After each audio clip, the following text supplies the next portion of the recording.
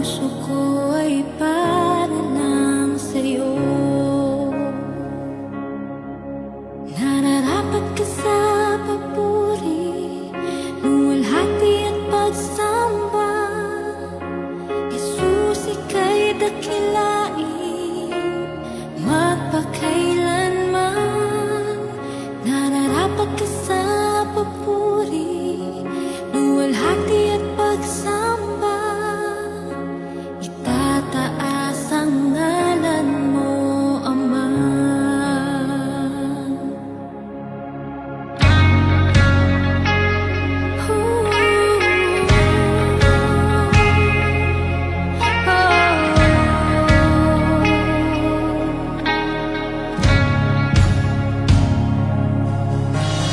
Kailan may hindi ka nagbabago,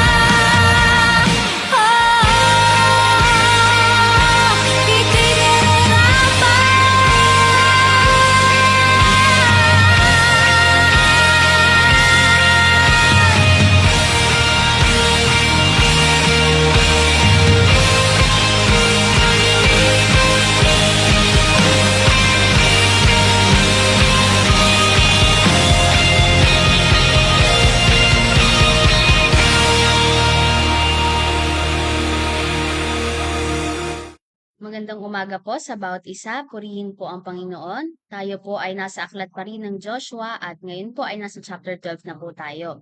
Bago po natin pag-aralan ng chapter na ito ay tayo po muna ay saglit na manalangin. Panginoon, maraming salamat po sa umagang ito. Salamat po sa biyaya at habag na patuloy po naming nararanasan. Panginoon, kayo po ang siyang maitaas sa pag-aaral po namin ng iyong mga salita sa umagang ito. Purihin ka po, Panginoon, sa pangalan ni Jesus. Amen. Amen. Ang Joshua 12 ay nagpapaalala po sa atin patungkol po sa pagtitiwala sa Diyos, pagsunod ng may katapatan at pakikipaglaban ayon sa kalooban ng Diyos. Maari po tayong magtiwala sa Diyos dahil napatunayan na niya sa lahat ng pagkakataon na siya ay tapat sa kanyang mga pangako sa lahat ng panahon. Yes po, past, present, and future. So lahat po ng panahon, siya po ang Diyos natin. Sabi po dito sa Joshua chapter 12 verse 7, sa pamumuno ni Josue, tinalo ng mga Israelita ang mga hari sa kanluran ng Ilog Jordan, buhat sa Baal-Gad, sa kapatagan ng Lebanon hanggang sa bundok ng Halak. Sa pag-ahon ng bundok Seir, ang kanilang mga lupain pinaghati-hati ni Josue sa mga lipi ng Israel upang maging pag-aari ng mga ito habang panahon. Kung maalala po natin, may pangako po ang Diyos kay Josue sa chapter 1 verse 5. Sabi po doon, walang makakagapi sa iyo habang ikaw ay nabubuhay. Sasamahan kita gaya ng pagpatnubay ko kay Moises. Hindi kita iiwan ni pababayaan man. At ginawa nga po ito ng Panginoon. Tinupad niya ang kanyang pangako kay Joshua.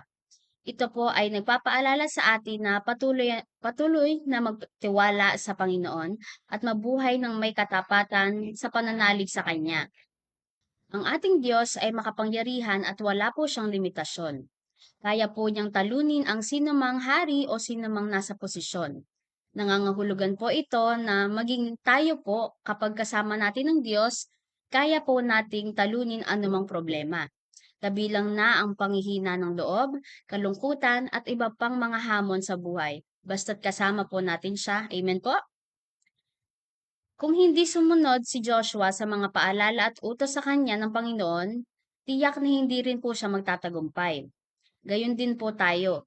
Dapat tayong sumunod sa Diyos at magpakatatag sa ating pananalig sa Kanya.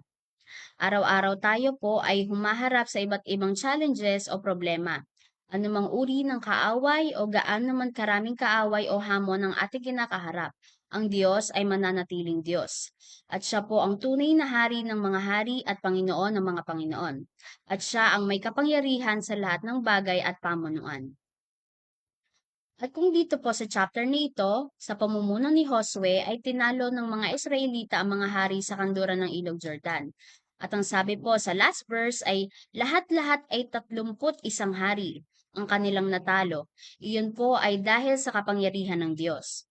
Kung maala po ninyo sa chapter 7 ng Deuteronomy, pinaalalahanan po ang mga Israelita na ang kanilang sasakupin ay mga bansang mas malakas at mas makapangyarihan kaysa sa kanila. Subalit dahil sa katapatan ng Panginoon kay Joshua, sinamahan niya ito at pinagtagumpay sa kanilang mga laban. Tunay pong ang Diyos ay tapat at tinutupad niya ang lahat ng kanyang mga pangako upang maisakatuparan ang kanyang dakilang plano. Hindi lang po para sa mga Israelita, kundi maging sa atin din pong mga nananalig sa Kanya. Amen po. Purihin po ang Panginoon.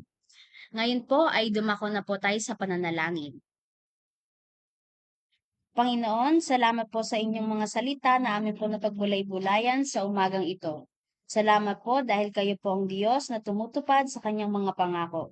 Kayo po palagi ang siyang mapaluguran, Panginoon. Purihin ka po, Panginoon, masamba ka po at madakila ka, Panginoon. Sa pangalan ni Jesus, Amen. Amen. Maraming salamat po sa lahat po ng nakapakinig ngayong umaga. Pagpalain po kayo ng Panginoon. Amen po. Palagi po sa Diyos ang papuri. praise and glory, honor and strength unto our God, unto our God.